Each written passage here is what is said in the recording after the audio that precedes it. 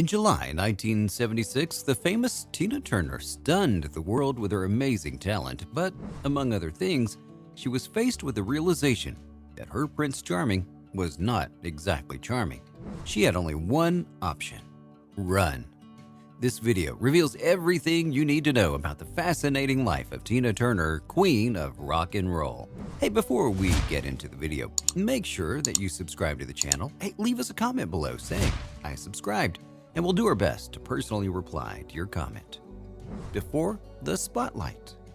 Tina Turner made history as one of the most talented and successful artists in the entertainment industry, but her journey to the top was not easy. In fact, she's one of the Hollywood stars who's faced the most challenges and disappointments in her career and in life generally. Now, while most people get excited about her success story, very few people know about the intricacies of her childhood and her life before she became the lead singer of Ike and Tina Turner Revue. Tina's story began in the rural, unincorporated community of Nutbush, Tennessee, where she was born November 26, 1939. She was given the birth name Anna Mae Bullock by her parents, Zelma Priscilla and Floyd Bullock. Her life seemed to be going well until World War II began and her life took an entirely different turn. In the light of the war, her parents relocated to Knoxville to work in a defense facility, leaving Tina and her sisters with their paternal grandparents. After a few years, her parents returned to move her and her sibling to Knoxville with them, but what was supposed to be a reunion quickly turned sour when Tina began to notice that her mother was being constantly abused by her father. Her mother continued to endure until she decided to run away one day and never looked back. Tina was 11 years old at the time, and the experience was truly devastating for her. Her father later remarried, and Tina continued to pursue her studies. At the age of 16, she had to move to St. Louis to live with her mother. She later worked as a domestic worker for a wealthy family so that she could raise the funds to further her studies. After graduating high school, she began working as a nurse aide at Barnes Jewish Hospital. It was during this same period that she and her sisters began going to several nightclubs in St. Louis. At first, it was for fun, but her agenda quickly changed the first time she witnessed Ike Turner performing with his band. She immediately felt a connection that she couldn't explain. Mesmerized by his talent, all she wanted to do was to sing with Ike. An unexpected rise to fame. Ike and Tina. Tina Turner rose to fame in the late 1950s in a very unusual way. The night she witnessed Ike's performance, she decided to approach him to request a shot at performing with his band. Now, he didn't give her a direct answer, but he collected her contact information and assured her that he would call her, but he never did. She kept on going to the club to watch them until one night in 1957 when she took matters into her own hands by collecting the mic from the drummer of Ike's band during a recess. Before everyone figured out what was happening, she was already busy performing the popular song then, "You Know I Love You." As she was singing, it was as though the entire club stood still. Ike was so impressed that he asked her to continue singing for the rest of the night. The crowd was amazed, and so was the entire band. Ike spent the next few months showing her the ropes and helping to train her voice. She later became a featuring vocalist with Ike's band. After a few months, she recorded her first single, Box Top, under the name Little Annie. After that, her major breakthrough in the music industry came in 1960 when Ike wrote the song "A Fool in Love" for singer Art Lassiter.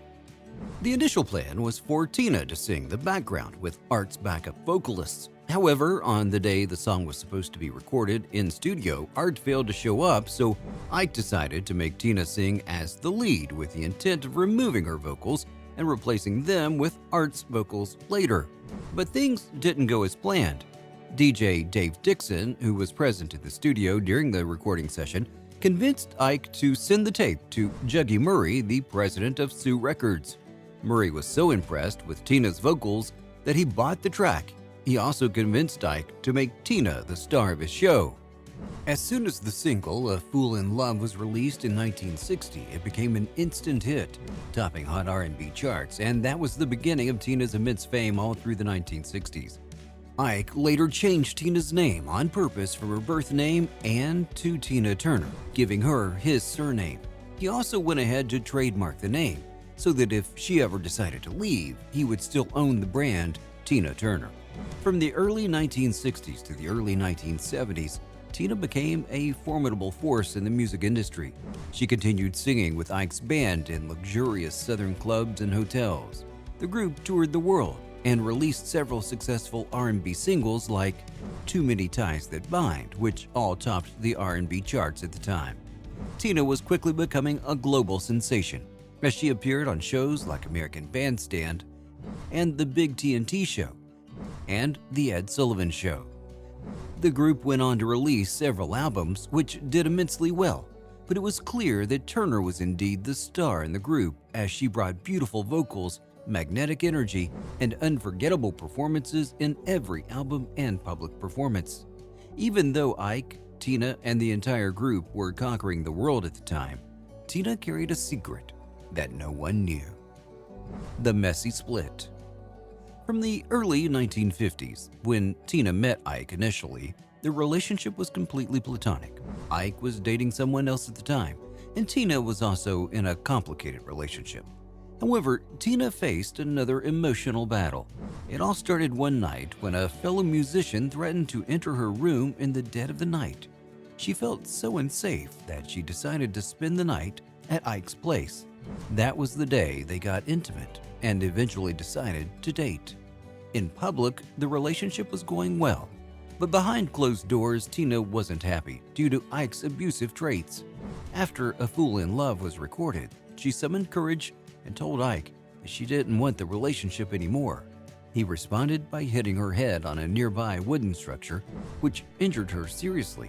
That was when she realized what he was capable of. However, Tina stayed with him because she deeply loved him, and she hoped he would change.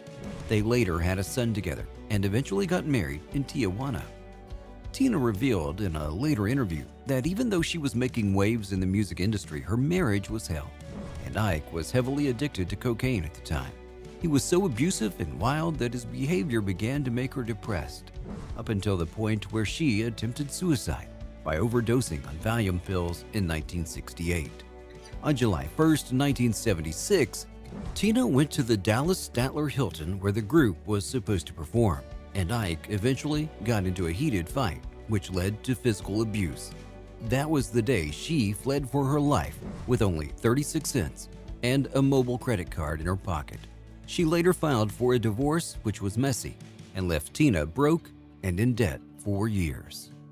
The Rebirth, Tina's solo career. From 1976, Tina began making moves to revive her career. She made most of her money from appearing on shows and performing in hotel ballrooms and clubs while she was trying to settle lawsuits that were piling up from Ike and Tina's canceled shows. She worked hard and was able to release solo albums like Rough and Private Dancer, which ended up being huge successes, topping the charts in the UK and the US. Building her career again from scratch was difficult, but she persevered and reclaimed her title as Queen of Rock and Roll. On September 1st, 1984, Turner achieved her first and only #1 on the Billboard Hot 100 with What's Love Got to Do With It. She ended up winning 3 Grammy Awards in that same year. From 1985 until now, Tina has garnered several awards, including a star on Hollywood's Walk of Fame. She has released numerous amazing albums and has toured around the world, dropping marvelous performances and using her voice to impact the world. Unexpected health challenges. In 1986, while Tina was working towards reviving her career, she met German music producer Erwin Bach. They both remained friends for a while and eventually began dating the next year.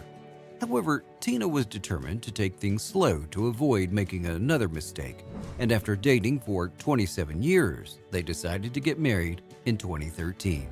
However, 3 weeks before her wedding, she suffered a stroke, which was so severe that she had to put her life on pause and learn how to walk again for the next 3 years.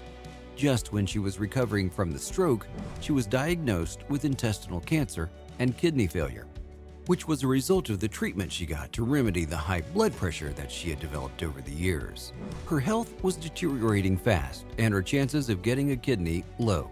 After contemplating dialysis, she made peace with her situation and began considering assisted suicide. But Erwin Bach loved her so much that he decided to give her one of his kidneys, a second chance at life. Tina's story is indeed inspiring. So which of these facts about Tina Turner caught your interest the most?